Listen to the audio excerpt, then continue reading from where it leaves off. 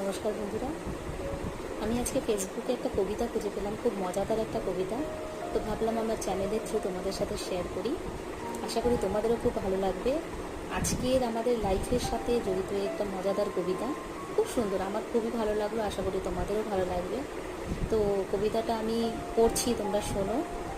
পুরো কবিতাটা কিন্তু তোমাদেরকে শুনতে হবে।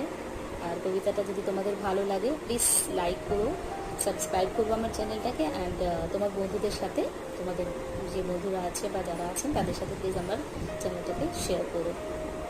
তো যেটা আর কি ফেসবুক থেকে আমি পেয়েছি, আমি তোমাদেরকে পড়ে শোনাচ্ছি।